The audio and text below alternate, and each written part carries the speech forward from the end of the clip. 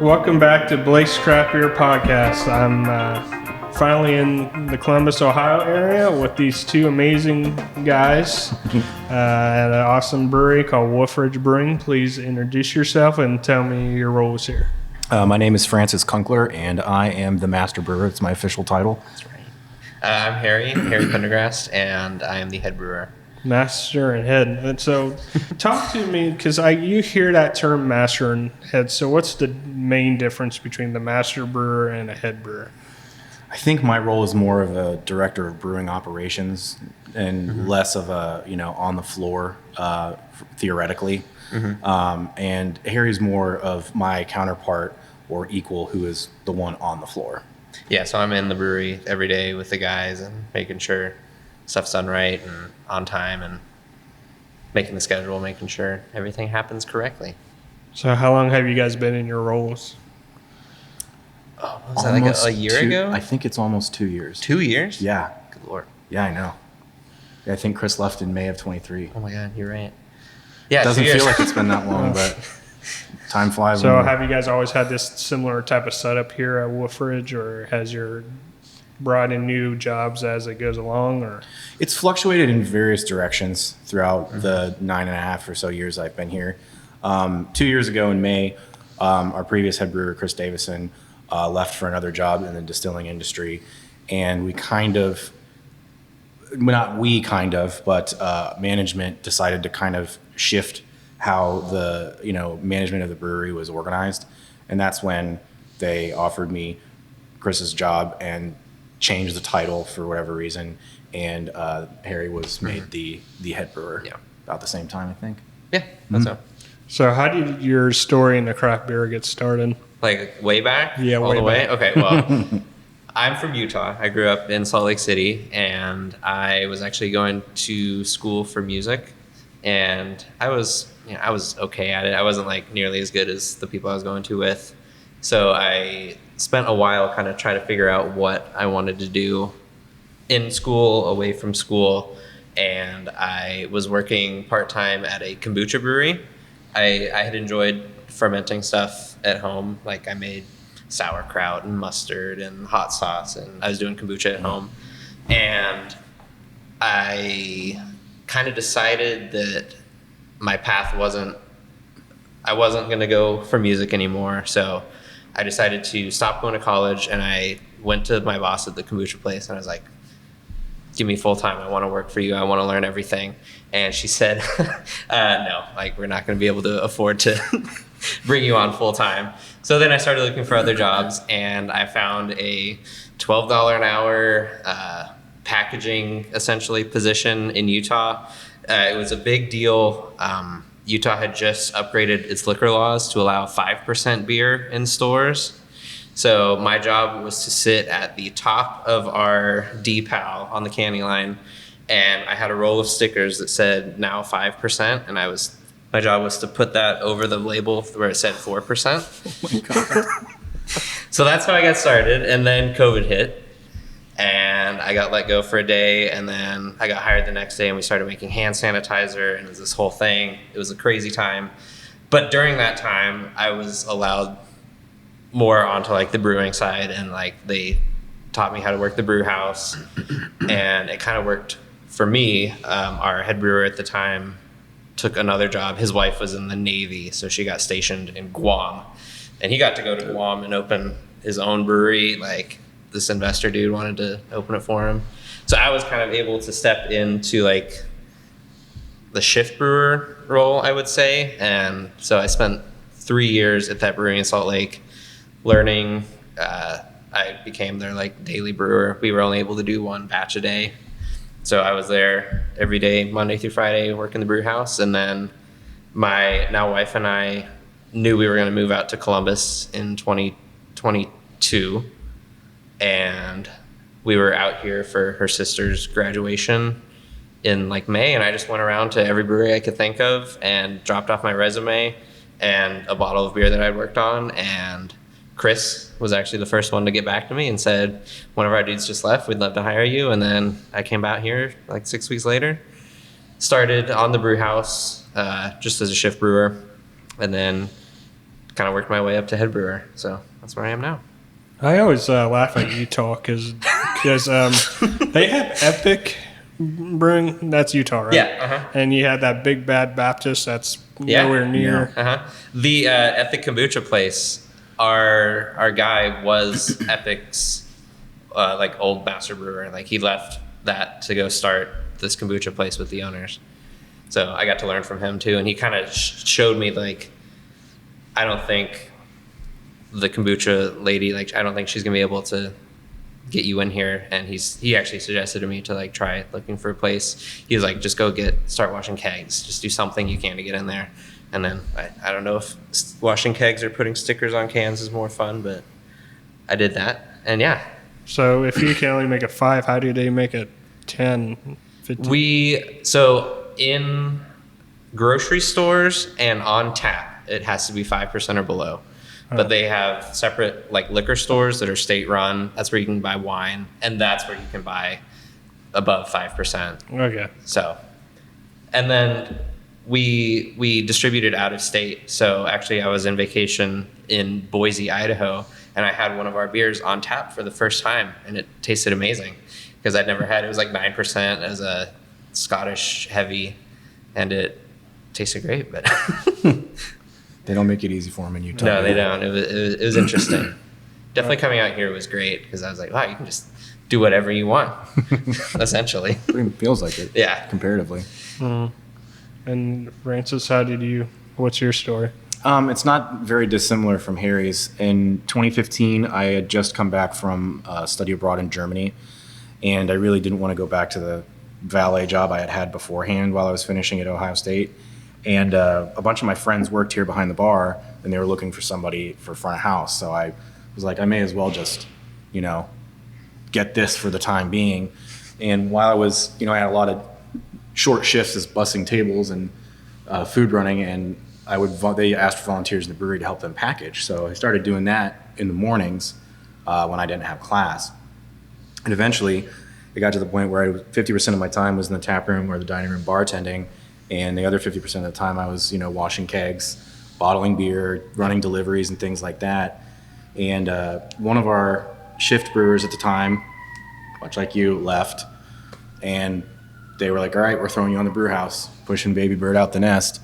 And that's when I started brewing. I did that for pretty much every day for years. And then we got the production facility on the west side, the old four-string brewery.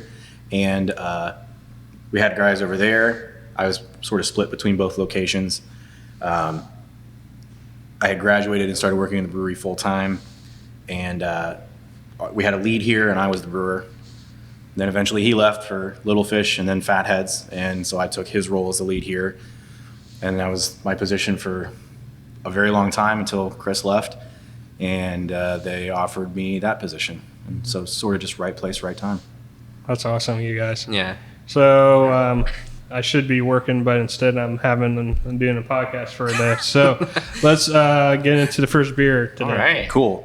So the first beer that we're going to drink today is a brand new offering from us. We just are releasing it today, as a matter of fact. Today. Fun. This is the official day. Wow. Okay. It's called Wolf Ridge Select. It's kind of our take on a light domestic lager, Pilsner.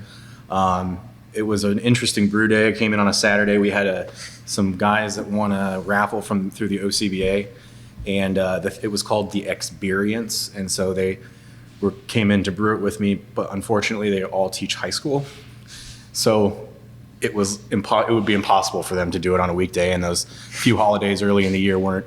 It was just too soon. Some things went wrong with inventory not showing up for grain and stuff like that. So I ended up coming on a Saturday to make it. It was a fun day. I think we can let the beer speak for itself. I really enjoy it. I'd love to hear what you think. Oh, yeah. I like it. Oh yeah. We're pretty happy with it. Yeah. So it's like a dry hopped Pilsner with we did Saphir, so it's a very floral aromatic hop. And I think that comes perfectly across the nose and like the light finish. And it was exciting for me because we've never used that German hop before. And, smelling it on brew day is one thing, rubbing it in between your hands and stuff like that. But in the finished product, it's Scenes. way more presence than Yeah. I was expecting from such a simple thing. So what made you go down the Pilsner route versus a light lager route? Well, we already have our beer 614, Yeah. and that's kind of our just straight up light lager.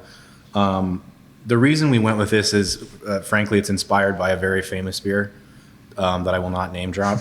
Okay. But we were inspired by that beer, and we can't get it here, so we decided to make a very similar version of it. Yeah. And I think we achieved that. I like to think so. Yeah, I'm looking forward to drinking it this weekend. Yes, I've enjoyed several.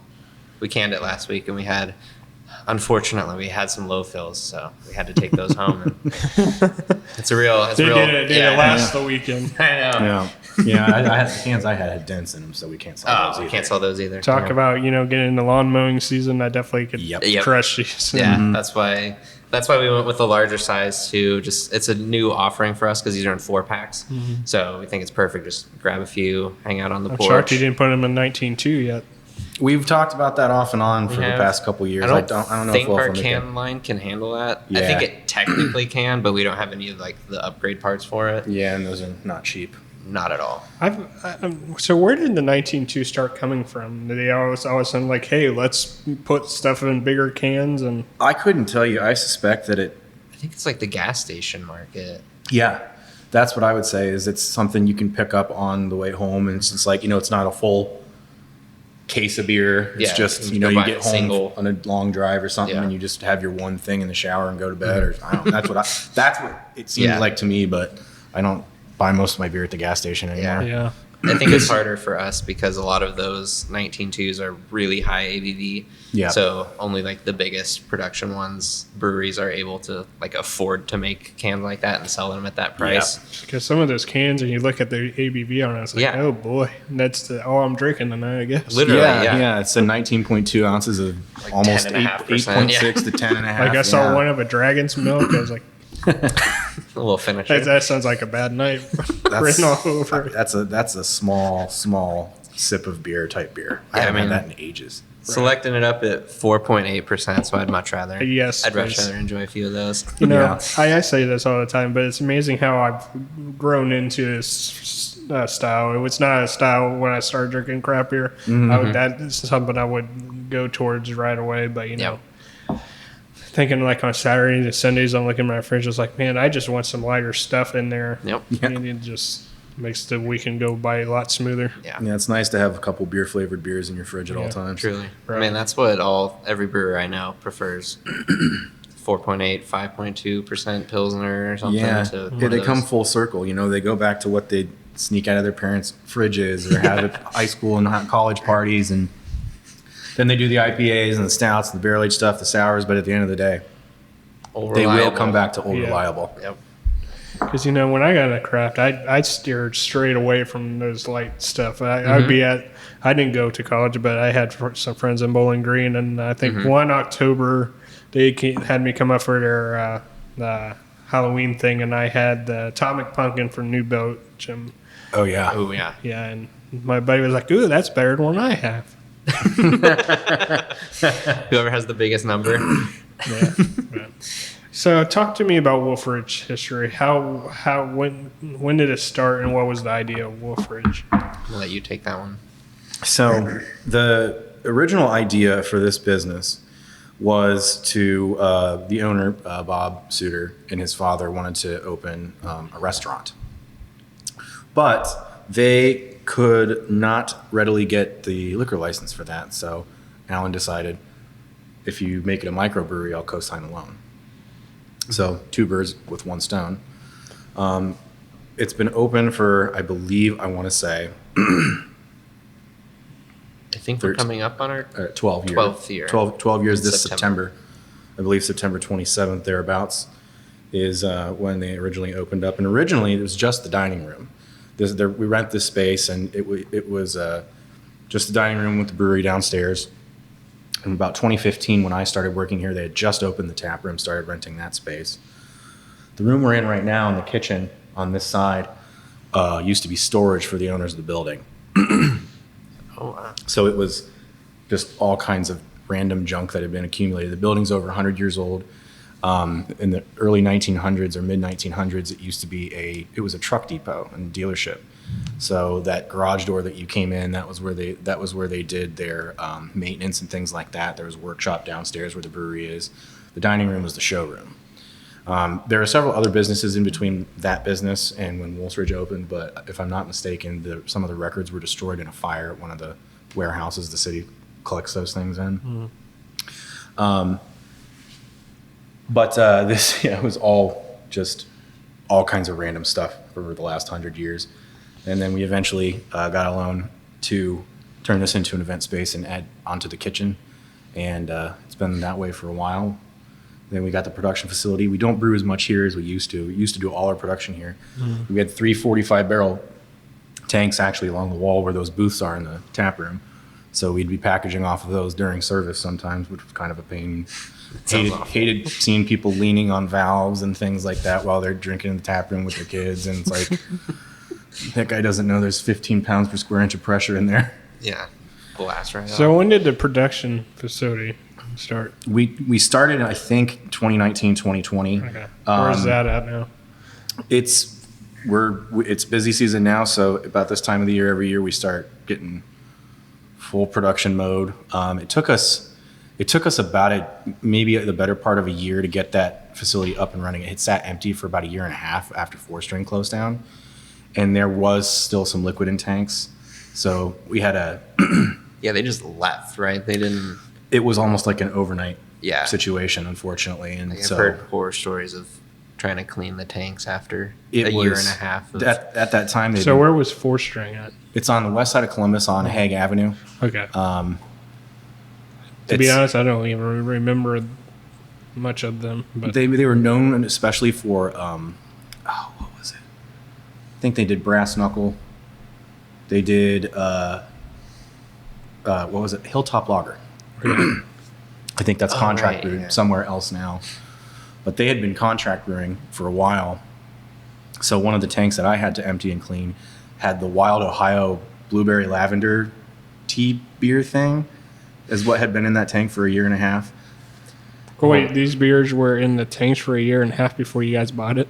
With no glycol. yeah, because they just. I don't really know what happened, but they So, just. they, kinda so it left. wasn't drinkable at all. Oh, Lord. Well, I couldn't describe it as potable, but that one was alive. There was still some things happening in there. It didn't smell bad. The smell was just strong, Intense. very, very strong. And the tank had gotten a little bit rusted because it had soured over time and just the acid contact on the stainless steel. That one wasn't the worst one, but that was the only one that I had to do because I was the lead here. So they just took me on a day I didn't have much going on. Here, come was- do this. It'll be fun. Yeah, I was like, oh, I'm just cleaning a tank. That's easy peasy, man. That's like 4.5 hour day at most. And nope, it was Brutal. It was 2 days. Damn, they got you. Was there anything drinkable they left behind, or no? Pretty much all of it got If poured there out. if there was, it wasn't what was in a tank. Okay. Their metal. I don't know if they left any canned beer around. Oh. I just didn't have as much to do with setting it up for us as the other guys did. So what has it been like since you've had that production? Now, at first, it was kind of weird. I was the lead here. I was responsible for stocking all the bars, and by then we had 3 bars here, with 20 taps on 2 of them and 12 on the other, and we were still. It was just before at the beginning of the pandemic, so we were still heavy business. So, I didn't, even if I was doing other brewing stuff, I still had other things I needed to do. So it was kind of rough for me personally, having to switch between locations. Sort of on a whim, but I was brewing over there. I was working on the packaging line. Excuse me. It was kind of rough because I had a schedule that I was responsible for here, but I was also part of the schedule over at the production facility.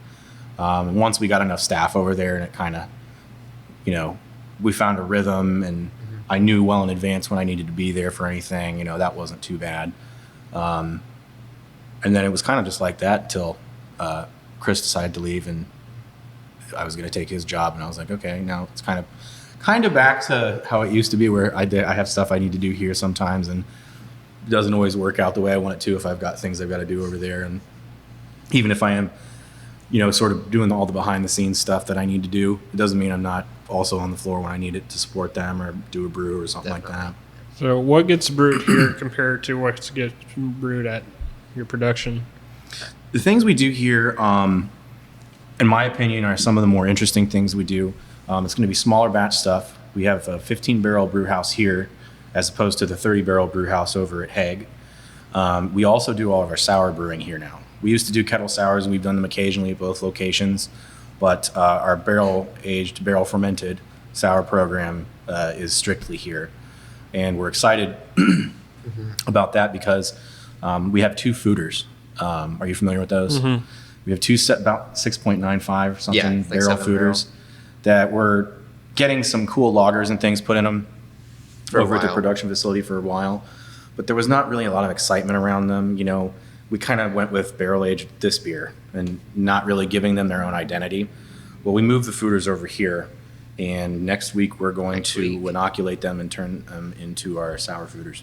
Oh, nice. So we have a really kind of a beautiful playground downstairs. We're just waiting for us, and very stoked to get that started. It'll be, 9, 12, maybe longer months till, we have a finished product, but really looking forward to it. Is this your first time getting in the sours, or have you guys experimented with We have done barrel-aged sours here for quite some time, actually. It's what we were known for a while, right? We were one of the only breweries in Columbus that was producing sour beer. I think we had a couple barrels before Seventh Son opened Antiques on High. Certainly before, they just closed. Why is the name on the tip of my tongue? It was right over there. Pretentious, yeah. Pretentious Barrel House. That was a sad day. That was a sad day, man. I really liked Josh, and I thought he was really good at his job, and they had such a cool spot, but sometimes that's just the way it goes, unfortunately. Yeah, hopefully Josh gets back into somewhere. I really hope he does, because he's got a knack for it. He is talented. Yeah, that cucumber lime one they did that one time when we had the skee ball tournament. Oh my gosh, I had to call my wife and never pick me up. But we've done sour barrel aging here for at least the last 5-6 years, if not more, probably about 7. Yeah. And I was one of the ones over that period of time. I would probably brewed most, if not all of them, since I was the brewer here. And I didn't really have. I had another guy in the industry who's a longtime friend of mine, who was still just at that time kind of learning into getting how to do the sour thing. It takes kind of a 2-person job, having clean beer on one side of the brewery and then strictly sours on the other. I'm pretty strict about brewery hygiene with that regard, because if you're working with the barrels, you're not coming over here.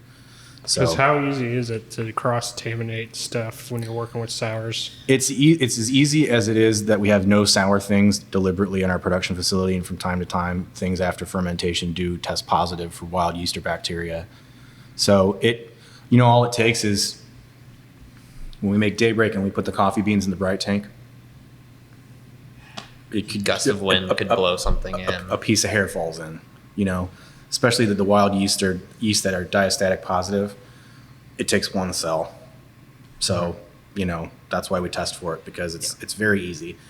It's easy to get rid of and clean up now, but that's of course after you already found out there's something wrong with it and you have to put whatever's in that tank down the drain. Mm-hmm. Yeah. Then we don't have a pasteurizer, so we can't salvage it that way. Mm-hmm. But we just can't have 16-ounce cans of Wolf Ridge Select turning sour in a month. Souring, or God forbid exploding because there's diastatic yeast making the sugars into food. Yep. Mm-hmm.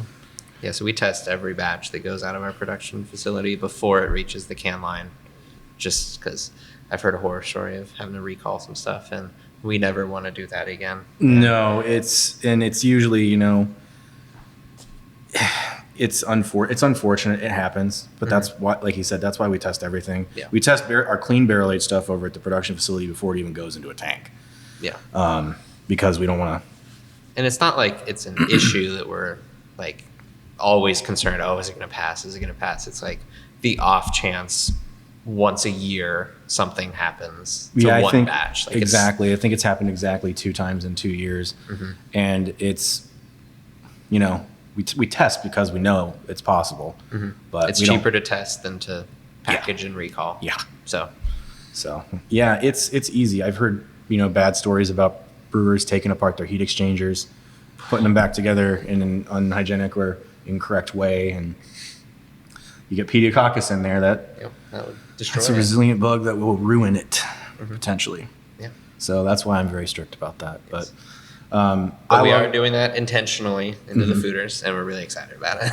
yeah, it'll be fun. One guy working with the fooders on that side and somebody on the brew house on this side, and when we're ready to rock into those things, we'll connect our hoses and purge it with fire and isopropyl alcohol and do the same at the end and rock and roll. Wait for the beautiful beer to be done. Nice. Let's get into number two. Beer number two. Beer number two is a Japanese style lager. It's called Hinoki. It's something that we brewed several times here. This is your baby. It is one of my babies. It's one of the. I think it's the second beer I designed. And I was very thrilled when they said I could brew it. It was the first 3 batches were draft only, and they sold out in less than 2 weeks. The third batch we made sold out in like 18 hours, and the tap room only got a single half-barrel keg for the whole batch. So we took it to the production facility, and unfortunately, the first run, we weren't properly force testing for diacetyl, and it was just melted butter. It was very bad. We didn't brew it for a couple years after that. We decided to bring it back, and now that we have a This is much the second more year it's been back? Yes, this is the second year. You're so Redesign the happy. labels to something a little bit more, fun to look at. Definitely. But it's not as simple, I would say, as Wolf Ridge Select. But it's, if you've never been to Japan or had Japanese beer before, it's made in the German and the Dutch brewing tradition. So it's sort of what I would describe as beer flavored beer. We do use rice because their mashes over there tend to have some of that as a portion. It was almost 50% rice. I think it depends on where in Japan. No, the Hinoki. Oh, Hinoki is about 40 to 50%. Yeah. Which is, I think, higher than what a Japanese brewery like the Suntory or Kirin Ichiban or anything like that would do. I think it's tax laws that require them to use not 100% barley because it's not all grown there. Yeah. But I didn't use any Japanese hops like the Sorachi Ace. We instead used a blend of Noble hops from Germany and Nelson Sauvin from New Zealand to try and recreate some of the aromatics that Sorachi Ace is said to exude. Yeah, I like it. So when you use rice, how much different is it from regular malt? Well, Incredibly. I mean, it's quite different.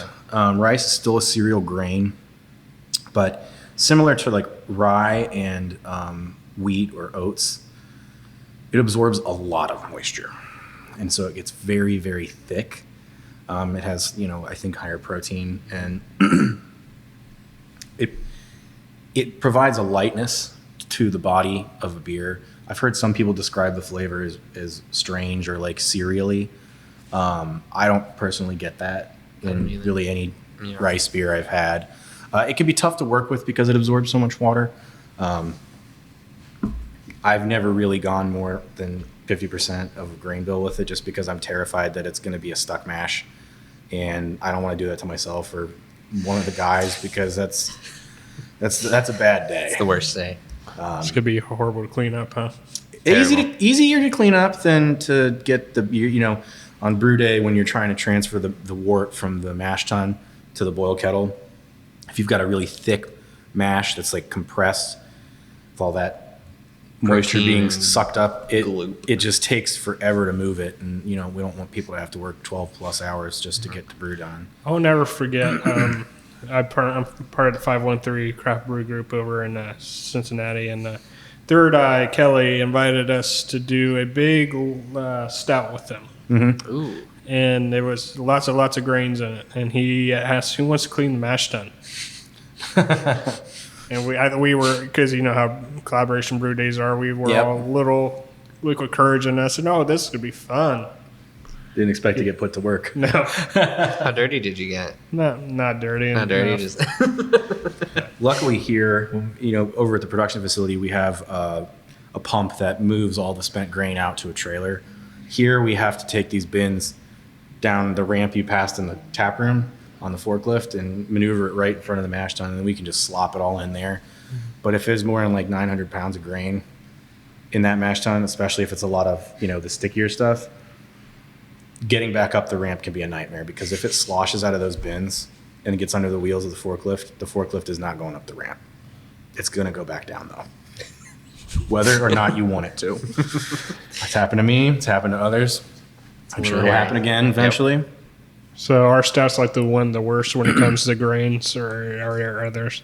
I mean, there's ways that you can prevent that. Like, there's a product called rice hulls. It's literally just like the shell of a rice kernel, and that provides a lot of the like filtration power without any flavor or protein or anything. And we try and have that on the very bottom of the mash, like right on the false bottom, and that kind of helps filtering it out. And then if you're able to filter it effectively, then when you're done lautering into the kettle, you can drain it effectively. And if you get as much of the moisture out as you can, it's still wet and gloopy, but it's not terrible. Yeah, it's not like mush or polenta consistency. The nice thing about the rice hulls is because the the adjunct malts like rice, wheat, rye, spelt, anything like that, they do not contain the hulls when we get them to use them, generally speaking. And barley does have all the hulls, so we use those rice hulls, like you said, to aid in filtration because we're using grains that don't have that, and some of them like that thing in rye that just makes it turn into cement. You got to have those rice hulls in there. Stouts just depends on how many oats you put in there. Yeah, it's all about the recipe. Like if you did a double IPA with a lot of oats, that sounds worse to me than our stout. It does. Or like our Hefeweizen. It's 60-70% wheat. It's really high. It's at least 50, if not more. I think it's around 60. If you mash that in wrong, and you get the rake's going too fast, or you don't get the rice hulls in fast enough, it turns to glue in there. And that turns a 8-hour day into a 16-hour day. Yeah, it's happened. It hopefully never happens again now that we're not doing the ferulic acid recipe. We've got our guys trained up pretty well. That's something I'm pretty proud of. Is we haven't had a stuck mash in like almost 2 years. So hopefully you don't get one today, yeah. I'm not brewing tomorrow, but they are. So. So how often does your production facility run? I mean, we're over there every day, but we're not like in the summertime. We'll brew 3-4 times a day. In the wintertime, it's just kind of when our inventory gets low. We need to re-up on stuff. But I mean, there's always something happening there. If we're transferring a beer, if we're packaging, doing a canning run. So like it's a Monday through Friday venture. Yep. And sometimes Saturday, Sunday. Yeah. So how do you know when it's something like a beer is ready to go over there? Does something like if your start selling more, you can handle, that's when you say, okay, it's time to move it to production? Yeah, I mean, our boss has spreadsheets and predictions and everything to tell us, oh, this stock that we have now based on the inventory will run out in 4 weeks, and we know whatever beer takes 6 weeks to brew, so let's brew it now. Or, oh, we've got 2 months of supply, we don't need to brew for another month. So we're always weekly meetings, just figuring out how our inventory is, what needs to happen the following week, and just going through it. Yeah, it's constantly shifting. Sometimes like this, I have a feeling. I asked them if they wanted us to brew any more, so we could get a head start on give it time to lager. And they said, no, maybe we do a darker version at the end of the year, but I think this select is going to sell out really fast, and they're going to want more, and we're not going to be able to get it to them soon enough. Which happens, and it's like, oh, well, we just know more for next year, or next time we make it. We'll double it. What was one of the other beers that really surprised you on how fast it took off immediately? Was there one that really caught you off guard? We did last winter. We did.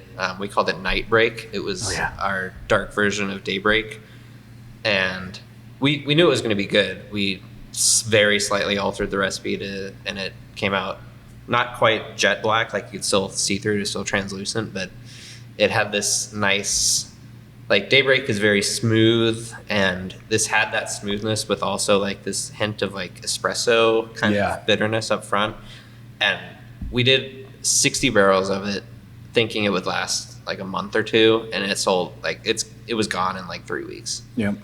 It was a shame. Everyone wanted it.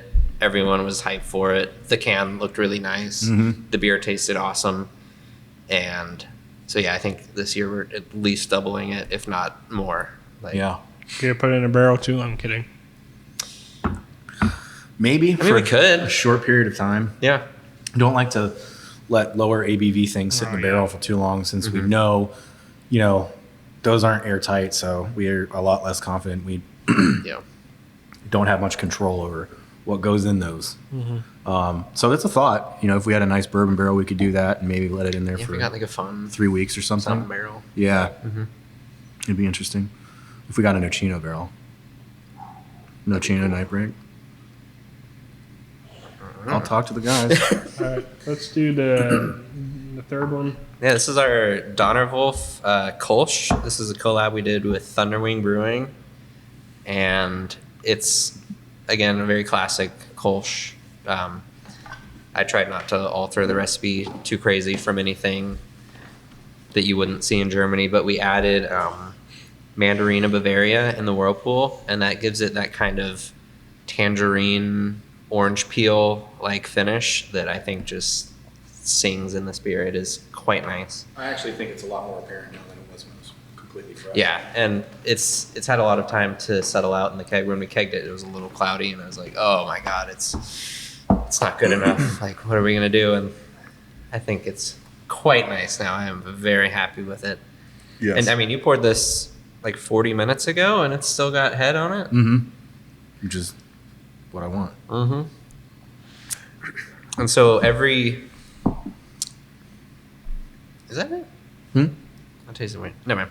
Every Thursday in our tap room, we are doing a Kolsch service, like a traditional Cologne-inspired Kolsch service. And we designed coasters for it. We got the Stange glasses. They're like 6.8 ounces or something. Something like that. Something And around there. it's the thing where you have your coaster, and the bartender will bring you a Kolsch, and then when you drink it, they will just bring you another one, and they'll do a little tick mark on your coaster. You finish that one, they just bring you another one until you put the coaster on top of your glass to signal that you're done.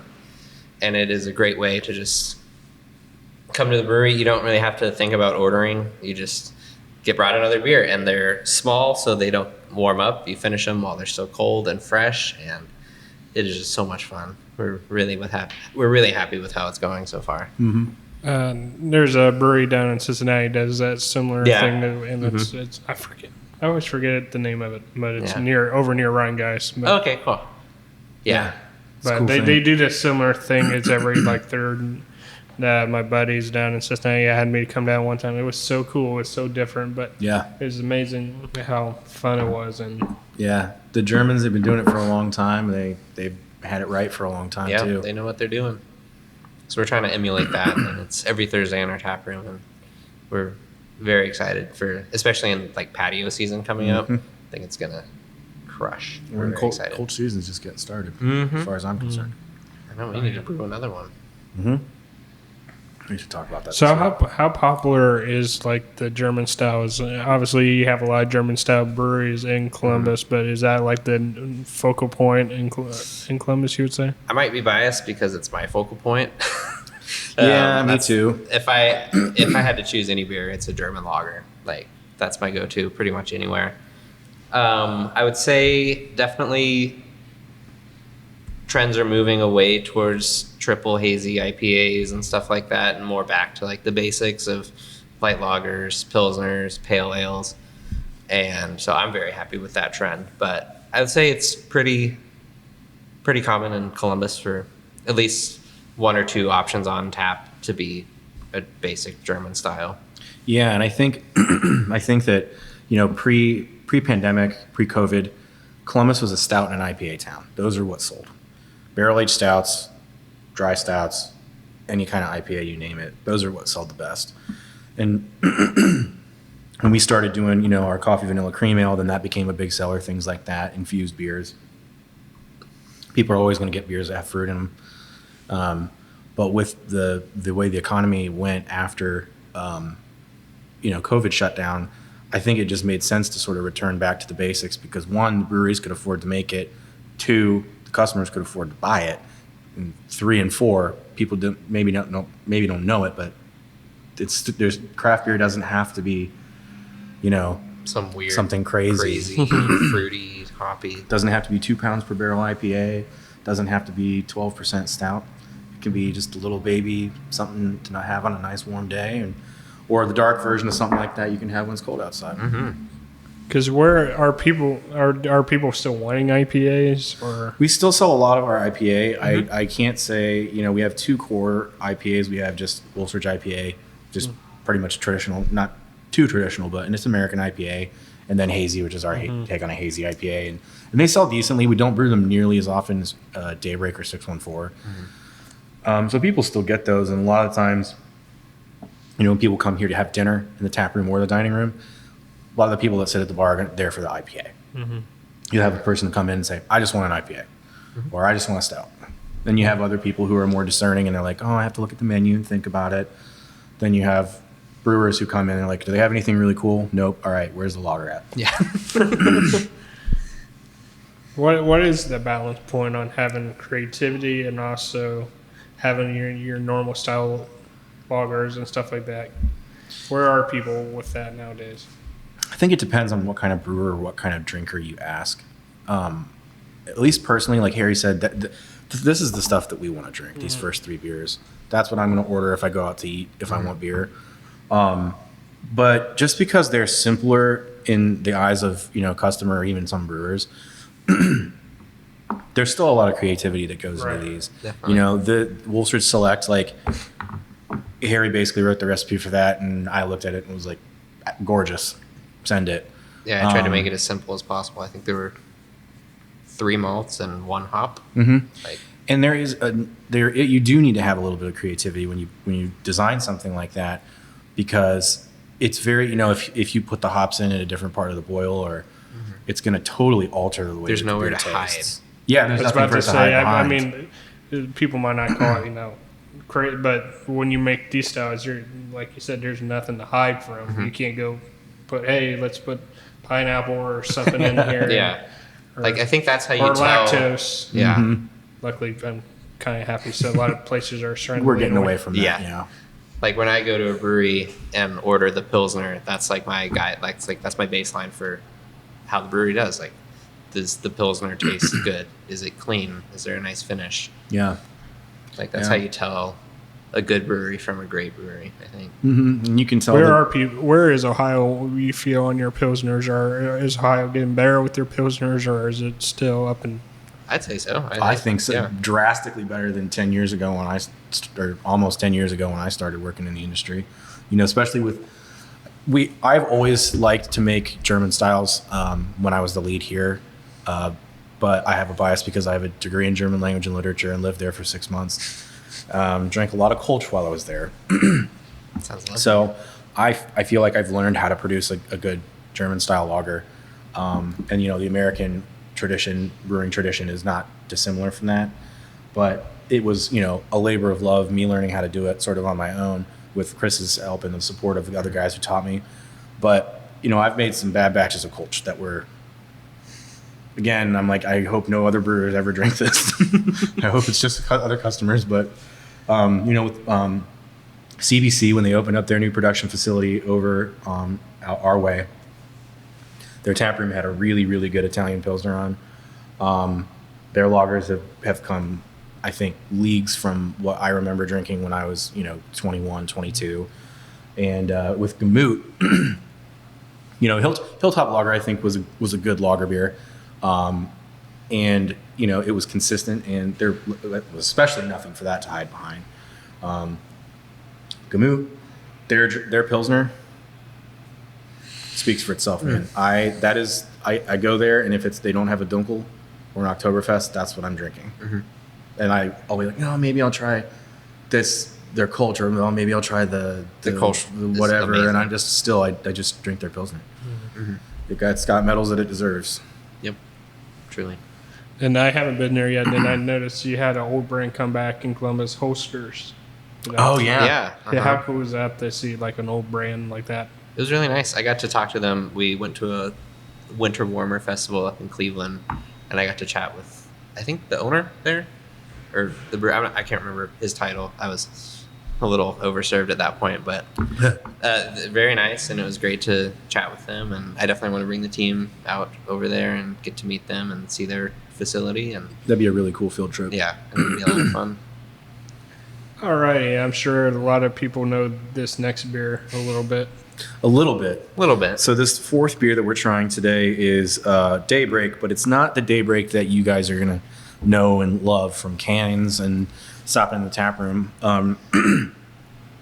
Last year, when we were making an ordinary batch of Daybreak, One Line Coffee, whose coffee we use and partner with to make that beer, they were out of their Columbia El Progreso house blend. So that had never happened to us before. So we had to pivot and like look, okay, well, what's something that they offer that's similar? Do you remember, was it La Victoria? That's what it was, yeah. It was a similar light roast coffee, similar profile and aroma and flavor. So we needed the coffee immediately, so we ordered it. And it smelled really good. Not, before we put it into the beer, it smelled very similar to, the coffee we use for Daybreak ordinarily. Once it was in the tank and they were packaging it, Harry brought a can to me with a really big grin on his face. And I thought something either really good happened or something really bad happened. And we all thought it was the best batch of Daybreak we'd ever made. So we wanted to get that coffee and just switch to using that coffee exclusively. Mm-hmm. Unfortunately, the farmers that provide the beans to One Line can't produce it year round. So it's not an option for us. So we started, seasonal, we started to work with them. We had a cupping service with them, and we got 4 samples to experiment with. And we did not choose this anaerobic honey blend because it's quite expensive. It's also so we did the whole tasting thing. We did 4 infusions with 4 different beans. And the one we went with is very similar to the La Victoria that we had last year. It's the Ocatalan. It's a single source from this woman-owned grower fermenter. Her name's Margarita, and the coffee is delicious. But this one that you have in front of you is a very, very light roast, and it's an anaerobic fermentation style of coffee bean. So it honestly doesn't even taste like coffee. It tastes... I don't know how to describe it. I don't really know how to describe it either. It's fruity. It's light. It's like a sweet melon. Yeah, almost. So it's the same beer as Daybreak, same amount of vanilla, but this other coffee in it. Yeah, I just took a sip and it's very fruity, very light, very almost estery. Yeah, it's got a silkiness in the mouthfeel too. So this is a coffee I really want to play with once we get our sour program up and running again. Because the plan for that is we're going to brew one base beer. It's going to be a golden sour. And we're going to put it into both of the fooders and put different yeasts and bacteria in the fooders separately. And then we're going to release side by side, same beer, different yeast, come taste the difference. And for the second batch, I would love to put some of this coffee in it and see what it does to something sour. I think that would be really exciting, really fun. I do too.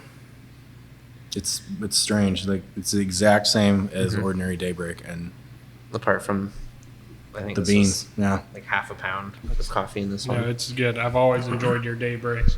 So how did the idea of Daybreak get started? So I think it was before my time that we started making it. We only started ramping up as soon as I started working here. The original head brewer, I can't remember his name, when they were getting started, wanted to make a cream ale, traditional American style, one of the few first American styles of beer. And one of the owners was like, no, that's not going to sell. And he kept badgering him about it. So he's like, all right, fine, make it. Made Clear Sky, straight up cream ale, and it sold really well. Beer's recipe hasn't changed since then. I love that beer. It's a great. When Chris took over, Chris Davison took over after he left CBC. He, I believe, came up with the idea to put coffee and vanilla in it. and I don't know how many times it was made before he kind of got the ratios right. But he, again, didn't change the recipe. And it became such a hit. Because it was like a one-off when we started, right? It was just like a it was infusion like just a one-time infusion. Clear Sky Daybreak, and then it was gone. And people loved it. And then we started making it, bottling it on the Maheen all the time. And, we were like, well, we'd be stupid not to keep making this. And it's our flagship beer at this point. Because you've also made different variants with it too. Yep. Cinnamon Toast Brunch. We did Nightbreak now. We had a whole coffee shop series at one point. Where I think I stumbled upon it that one Saturday with my family. We went in and all he had on was Daybreak that day. Like different types of Daybreak. It was fun though. Yeah, it is interesting to see how much the flavor changes based on one ingredient changing. Because you had like a caramel macchiato version of it. Yep, that was a big hit. I think we did white mocha. That one was fine. Now, when you're using coffee, do you grind it up or do you use the coffee beans whole? Whole bean steep in the bright tank. Okay. That's all we do. Yep. We were talking about that earlier. A lot of breweries do it different ways. Some use cold brew or cold espresso, or some use ground coffee beans, which sounds like a disaster to me. I wouldn't want to be the guy that has to clean that up. That sounds miserable. Or package off that tank. It sounds worse than brewing a stout, honestly. It does. But that's what I was, how I was taught to keep making it, and we have changed almost nothing. Essentially, we upped the grain makeup has slightly gotten worse over the years due to climate change and all the different factors. So we upped the grain by like 5% just to get a little bit higher gravity, and that was all we've changed so far. Yeah, no plans to change it. Sells itself, so if it ain't broke, don't break it. No. Yeah. I think people would be heartbroken if you ever took it off. Yeah, I don't think we can. Yeah, I don't think we can. I don't think financially we would survive. We'd be out of a job. But I don't know if it's just an Ohio thing or what, but if you look in different regions of Ohio, there's always a great coffee beer somewhere. I don't know if it's just us Ohio or is it just... Well, there's some good coffee beer on the East Coast. There's some good coffee beer on the West Coast. I'm sure there is in the middle, in Denver. I don't remember drinking any coffee beer while I was at GABF years ago. There's some breweries out on California, and I cannot remember their names. It's a shame, but there's some good coffee beer out there. So craft beer keeps evolving. What are some things you're liking, and what are some things you're not liking? I'm loving that people want to drink lagers and simple beers again. It feels like the 90s are coming back. Yeah, man. Pale ale, Pilsner, lager. I think it's I see a lot of breweries,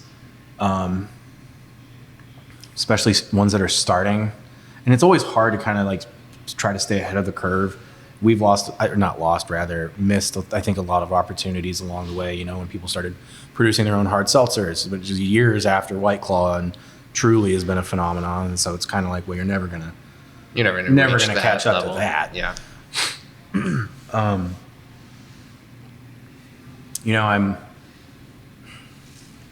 I'm not thrilled about, people don't seem to seek out sours, at least in Columbus, like they used to. You have to kind of go to like the Northeast or the Northwest to really find those special things. And unfortunately, we can't find them in stores here, so I can't drink them. But I think, can fill that niche in Columbus, given some time with those fooders and the plans we have for that stuff. But I like the direction of the brewing industry. Unfortunately, what I don't like is the evolution of people not drinking beer anymore, or at all.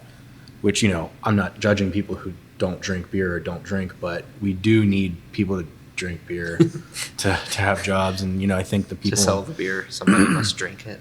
Have you guys experimented with NA, or is it something? We looked into it. We wanted to, but unfortunately, the way that you produce non-alcoholic beer or remove alcohol from beer, we don't have the hardware for. So Some of that, a lot of that stuff is, I believe it's vacuum distillation to remove alcohol. Or you get yeast that doesn't produce alcohol. Yeah, But there's then you have to pasteurize it. there are yeasts now that don't ferment maltose, which is the primary simple sugar after a mash. And they produce a very small amount of alcohol. You know, it's just like the It's big, like 0.1. 0.3, 0.5 or yeah. whatever. And we could do that, but then we would have to also chemically or mechanically pasteurize it, have it sent to a lab, and make sure it's, you know, not harboring things that can grow in it that would make someone sick if they drank it. And that would cost a lot of money. The yeast itself is very expensive too. We'd have to charge an arm and a leg just to sell it. And I don't think it would be their first choice. You know, they'd get Corona, Bud Zero, you know, any of the other options that have been established. Or yeah, like if they're in the tap room, we can make any of our cocktails into a mocktail. I feel like that would just be an easier sell than, I don't know, you know. Yep. Because it's amazing. Like I was at just at a Worked Wing Spring Brew, which is their barrel facility and stuff like that, and they have a barbecue restaurant in it. But you'd be shocked how many people go there and just eating, have like a soda or something that they're not even drinking. Yeah. Definitely the whole alcohol industry is changing now. I mean, I'm sure you never thought you would have it. I know you guys had a restaurant to begin with, but you never thought that would become like one of your main sources of. Yeah. You know, it used to be the main source of income. Excuse me, my allergies and science You're are killing me. But you know, it's weird what COVID did is because people are now coming back to work. That parking lot 6 months ago, there'd be like 7 cars in it. That's where I park for work. And now there are days like Tuesdays and Wednesdays where like I sometimes can't find parking there. And there are people working down here. We used to be open for lunch, and people aren't going out; they're just going home, whether or not they drink. So, you know, right now we're really trying to find ways to drive business here. Our beer's selling well as the seasons change externally, but the young people that come downtown for work, a lot of them don't drink, and you know, kids in their early 20s and stuff like that. And I think the generation after them will probably be drinkers. I feel like it just I get that vibe. Usually that switches it'll go that way, but that's what I don't like about the evolution is that you know, unfortunately, for health or other reasons, people aren't really going out and drinking. We unfortunately need them to. I think that's why we're also leaning more into using our production facility, making more packaged beer, stuff like Select that's 4.8%. You don't feel terrible drinking a can or two, unlike a 10% stout where you just feel lethargic after you're done with it. Yeah, or you get sick to your stomach from all the leftover definitely sugars. trying to switch to lighter styles, something more easy drinking, especially seasonally. In the summertime, our darkest beer is like a pale ale that we have planned. Yeah. Like, But you know, patio season is coming. Too. exactly. We were still waiting for the city of Columbus to tell us when we can set up our patio, and hopefully it's Oh, soon. you have to ask every year to do it. Yep. Yeah, like, so at first, yes, we had to ask them, and now it's kind of like it's not so much a guaranteed thing, but it's just an expected on both sides. We just have to wait for the city to tell us because they bring out the barriers that we need, since, you know, really that's just an alley. Yeah, we just take off some of the parking right here. And yeah, hopefully that happens soon, but not that anybody be sitting outside right now. Yeah. You would really thought, because, you know, I grew up going to, like, St. Louis breweries with my dad and uncle, and then I always, once I was age, I was, like, excited I could finally go to a brewery and actually drink. You would think, you know, you see breweries all the time with kids, you would think it would cross-contaminate with the kids, but maybe the kids aren't enjoying it like I thought. And, you know, I think it is, like, you know, I'm 35 now, and I think, you know, the people 10 to 15 years older than me were the ones that partied when they went to college and stuff like that. And, you know, I don't know why, I don't know where the communication breakdown or the apple apparently does fall farther from the tree. I'm not really sure what the phenomena is, but I will say these kids are of age when, you know, marijuana products have become legal And that's in various the new places. big thing now. Exactly. Yeah. And there, you know, it might be more expensive to get a 6-pack of those THC seltzers, but you're only going to have one unless you're a madman. you know. And Yeah. the crazy part is, like, with my job, I can't touch it. But, like, these kids don't realize, like, some of these jobs out there, if you're doing that and you need a drug test or something, you're going to be screwed. Yeah, that's true. Yeah. At least with beer, I know. It's by out of your 7 system. o'clock tomorrow, all this will be gone. Yeah, exactly. As long as you're not showing up to work drunk, you're safe. And it's crazy, you know. We're serving THC cocktails and stuff in our dining room, and I'm like, oh my god, if I couldn't do that if I went out. And I smoked in high school and college, and from time to time enjoy one at home. But like, I would never go to a restaurant and have one of those, because then I'd be driving home and it would hit me. Yeah. And I don't want that. That does not sound. Talk about something that will hit you. This next beer. Yeah. Um, This next beer this is part of my heart. This is still my favorite style. Is the big dark Yeah. stouts, heavy. Have you had this version of it yet? Probably not. You'll probably like it then.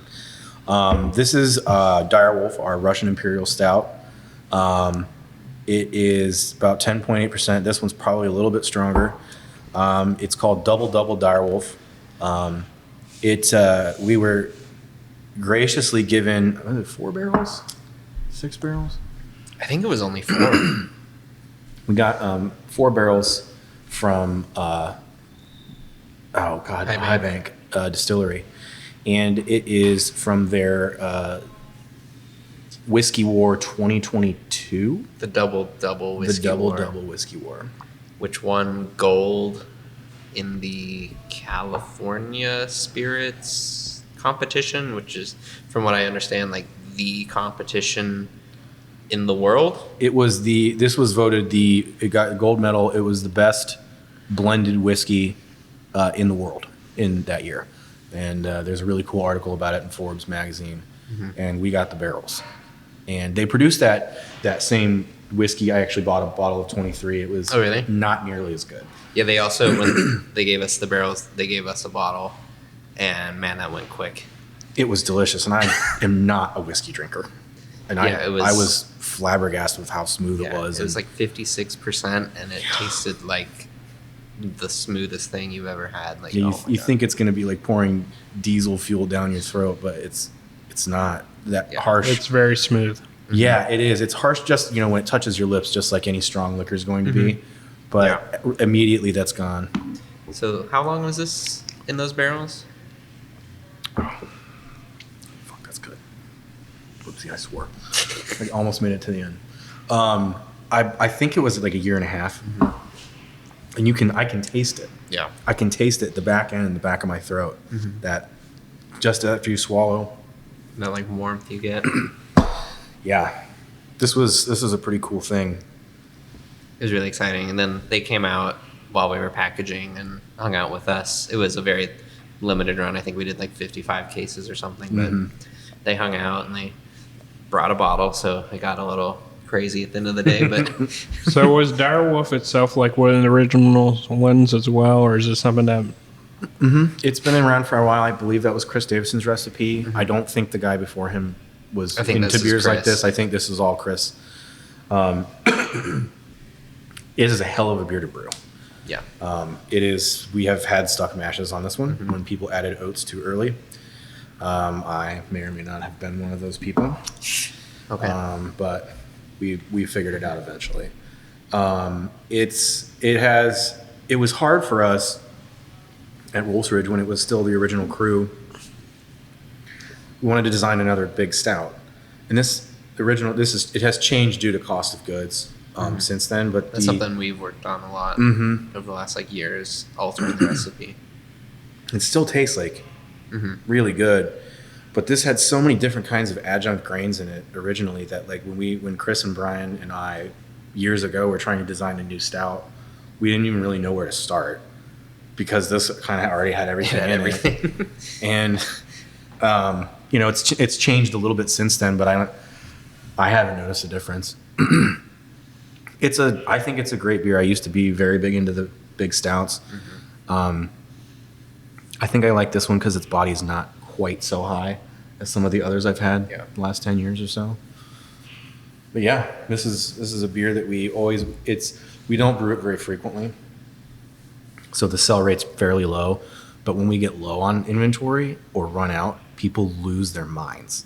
Our sales team are like, "Oh, you got to get them Direwolf!" Like, and we're like, "We're trying, man." Yeah, if we tell them it's coming out in 2 weeks, they're like, make it sooner. It needs to come out now. Like, accounts are asking for it, and people need it. You can't rush beer. No. Nope. I mean, you can try, but that's when your quality will go down. That's when you get a Japanese lager that tastes like buttered popcorn. That's when you get a lager that tastes like an ale because it's not conditioned, so on and so forth, man. A lot can go wrong if you rush stuff like that. Yeah. So what are some things that about Wolf Ridge people might not know about? Honestly, the size of like the production team, like us included, there are 3 other guys. Yeah. And we're outputting like 2,100 something barrels a year. Like, we're doing I think it's more a than lot that. or more than that. Yeah. Yeah. Even Like- last year with all the stuff that we like kind of sized down on with the staff, like we put a lot of beer out. Like, it is all hands on deck for us 5, and we make it work. And it's a great team. Like, I love my coworkers. They're like the best part of coming to work for me. 100%. But yeah, it's a very small team. Just getting it done every day. I've been doing deliveries 2 days a week for a couple weeks now. I got this one off, but so that means somebody else has to go out.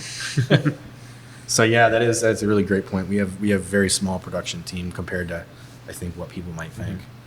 And what's the most proud moment here so far, being here at Wolf Ridge? Getting to design my own recipes was something I was really interested in.